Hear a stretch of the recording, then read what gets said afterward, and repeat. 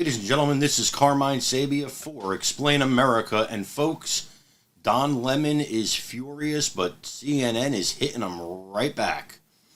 And we have new reasons why Don Lemon may have been fired. Folks, before we get started, please make sure to like, comment, share, and subscribe. It really helps our channel out. Also, if you can do it, please send us a message with stars to support our work here on Facebook or on YouTube. You can do that by hitting the join button down below this video. And that's only $1 a month. It joins our Patriots program, and it really helps support our work. So Don Lemon is furious, as I said, and he went into a Twitter rant after he was fired, and he said the following. I was informed this morning by my agent that I have been terminated by CNN. I am stunned. After 17 years at CNN, I would have thought that someone in management would have had the decency to tell me directly. At no time was I ever given any indication that I would not be able to continue to do the work that I have loved at the network. It is clear that there are some larger issues at play, he said, before thanking his colleagues.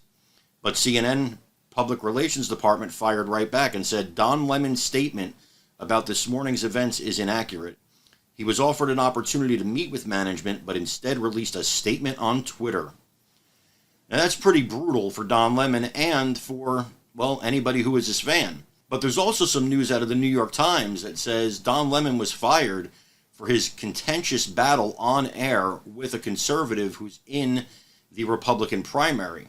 Now, let's take a look again at that battle between these two men. Joining us now, a frequent guest on Fox News, Republican presidential candidate and tech entrepreneur Vivek Ramaswamy. So we are happy to have you on. I'm going to talk to you more than just about Fox News, but good morning to you. Thank you for joining us. Glad to be here. here. What do you make of this decision to settle this case? I mean, it strikes me as a cost of doing business. If you're going to be a news network, I think it's happened to CNN. I think it's happened to a lot of news networks. That has not it's a cost happened of doing to CNN. business. It's not happened to CNN. This is never the been sued for largest- defamation. Never been actually settled. This is the largest it's definitely in large, history. and Fox appears to have the largest viewership and the market capitalization. So I'm not familiar with the details of this case. I'm actually more interested in issues relating to this country than disputes with media companies. But I will say that it strikes me that from But you're not CNN familiar, to Fox honest, News. you're not familiar with the case. You're not familiar with the lies about the 2020 election, about the election being stolen, that Dominion was somehow, fixing the votes. I mean, that's why they $787.5 million. You're not familiar with that? And you're running for president? The details of a private dispute between a commercial dispute and the details of what the dollar figures are, that's not where I spend. That's really not where I spend my time. But what I will say is, look, there's defamation cases. People settle businesses. If you settle business disputes, Fox settled this one. It's actually not, I think, the pressing issue for the nation of what Fox News' settlement is. I disagree with that because as you just admitted, you said Fox is the largest viewership, one of the largest viewerships among television networks, and especially cable networks, considering the eyes, the American people who are tuning in to Fox News to get their information and to get it accurately. I'm surprised that you would say that you're not concerned about this, and this is not something that is hugely pressing for the American people. Here's the way I look at it. Freedom of the press is the First Amendment in the Constitution. Oh, exactly. You nailed it. The freedom of the press. So we have CNN, we have Fox. I'm here with you guys. I go on Fox News. I think that's great that we have a marketplace of ideas in this country. What I worry more about, Don, is the trend that we see in this country to controlling what different parties are actually able to say.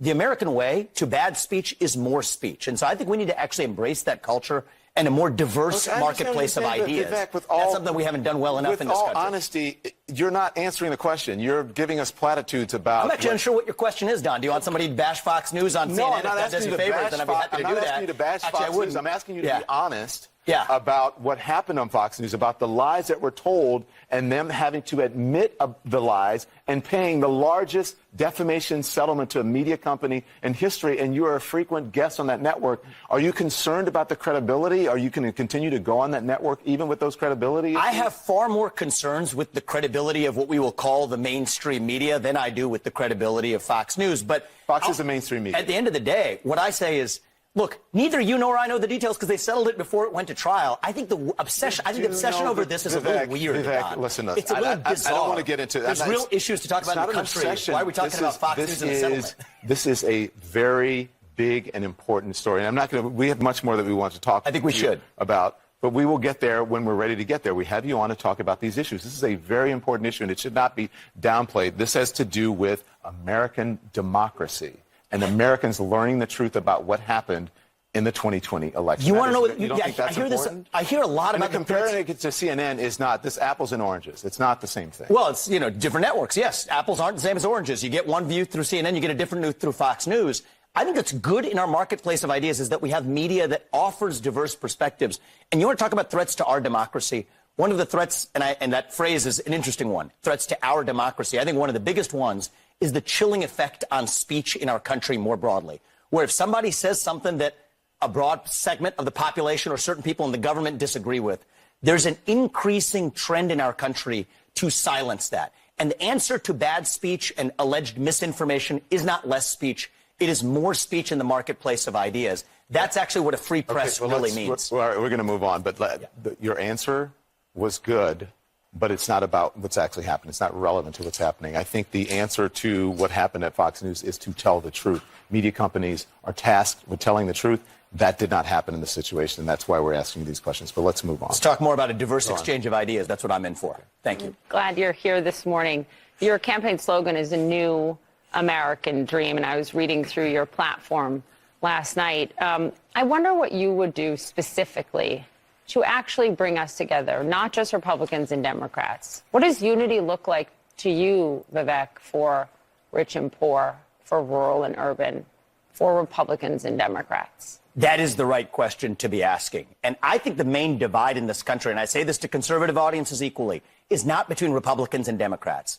It is between those of us who are pro-American, embracing the ideals that set this country into motion, and I think an increasing strain in this country that is anti-American, that wishes to apologize for a nation founded on those ideals.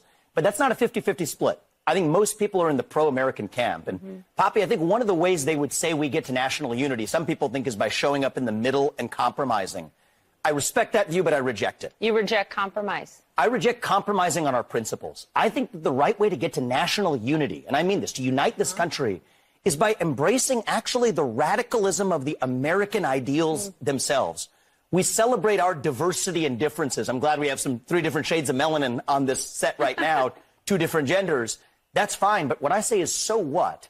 That diversity is meaningless unless there's something greater that binds us together, that unites us across that diversity.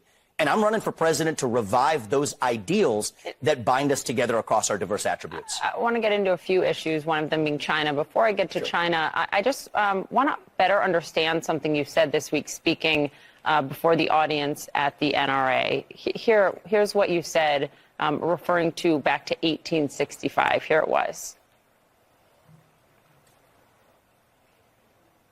I want you to raise your hand if you know when the first anti-gun laws were passed in this country. Raise your hand if you do. 1865. You want to know when it happened? We fought a civil war in this country to give black Americans the equal protection under the law that we failed to secure them in 1776. But then you want to know what happened? Southern states passed anti-gun laws that stopped black people from owning guns. The Democrat Party, then as in now, wanted to put them back in chains. Then as in now, that's quite an accusation about the current Democratic Party. Who and what were you referring to? I was referring to Joe Biden and his expression of wanting to put them back in chains, dating back to Lyndon Johnson. I think Lyndon Johnson's so-called Great Society was one of the greatest misnomers in American political history, where even back then in the 1960s, 70% plus of black kids were born into 2-parent homes. Today, that number is less than 30% in the opposite direction. The very policies that we implemented in this country in the name of helping black Americans have actually been disastrous for black Americans and all Americans. And I think that that's something that we need to wake up to. In 1865, you were talking about the black codes, right? That's right. Passed, enacted to make it a crime for a black person to carry a gun in the South. But you're equating that to the current president?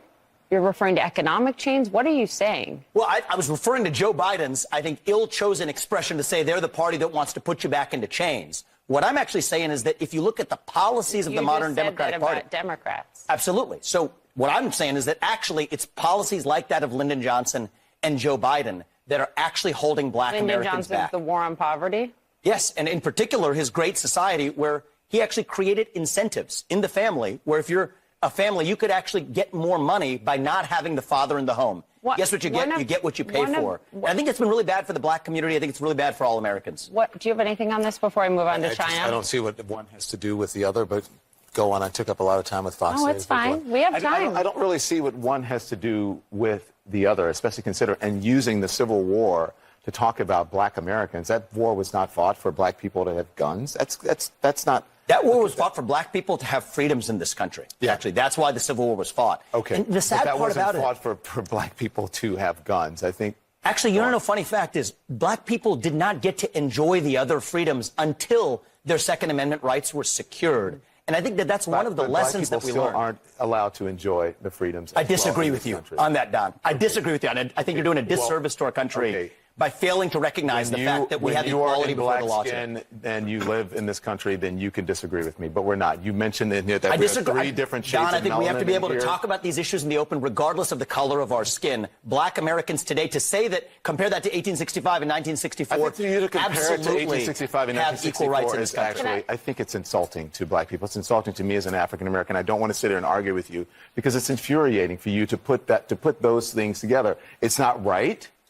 Your telling of history is wrong. What part of the history was wrong? What part of the history was wrong? That the Civil War was fought. You're making people think that the Civil War was fought for black people, only for black people to get guns and for black people to have. The Civil War was fought for black people in this country to get freedoms, a noble mission. And I think that even after we succeeded, we had to actually secure those freedoms. To reduce it in a speech at the NRA to say you're making people think, or you're trying to say that black people to get guns, that was the reason that you're there at the NRA. That was the reason for the Civil War. It is a fact. That's reductive. It's not reductive, I think it's insulting. There are a whole plethora of reasons for the Civil War. With due respect, I find your explanation reductive and actually insulting, including to black Americans, to say that black people today, compared to 1964, 1865, haven't made progress in part because of the freedoms we secured.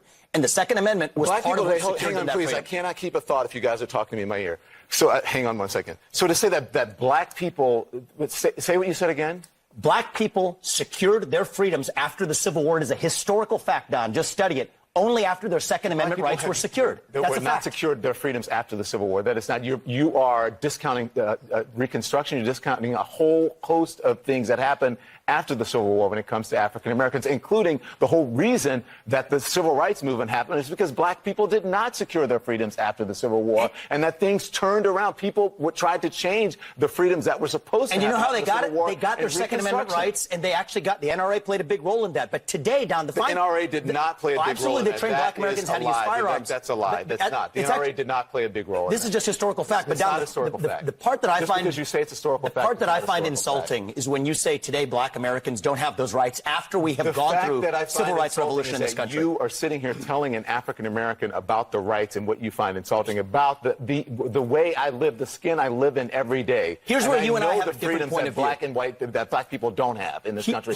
and that black people do have. Well, here's where you and I have a different point of view. I think we should be able to express our views regardless of the color of our skin. We should have this debate I'm not saying you without me regarding you as a black man, insulting that but you're me regarding you here, as a fellow citizen. That you're That's what I think here, we should see. Whatever ethnicity you are, explaining to me whatever ethnicity about what it's like to be black. Whatever in America. ethnicity I am, I'll tell you what I am. I'm an Indian American. I'm proud of it. But I think we should have this debate. Black, white, doesn't matter. I think we should have this on debate. The content of the ideas. If you're going to do it, you should do it in an honest way and in a fair way. And what you're doing is not an honest and fair way. Okay? But we appreciate you coming on. With due respect, Don, I look forward to continuing that conversation. Thank you. The conversation. Thank you so much. Thank you, Papa. We'll talk about China. Yes, let's talk about China. Next time you come back. Oh, thank you. Much to say on declaring independence from China. Okay, something you can move on now, please. Thank you. Thank you. Now, obviously, that was an unprofessional display by Don Lemon, and that had network executives furious with him. To suggest that somebody can't comment about issues because they're not the same race as you is absolutely ridiculous. Hopefully, if this was the reason that Don was fired, he learns from it wherever he goes next. Guys, again, please remember to like, comment, share, and subscribe. I'm Carmine Sabia. This is Explain America. We love you guys. God bless you. Take care, everybody.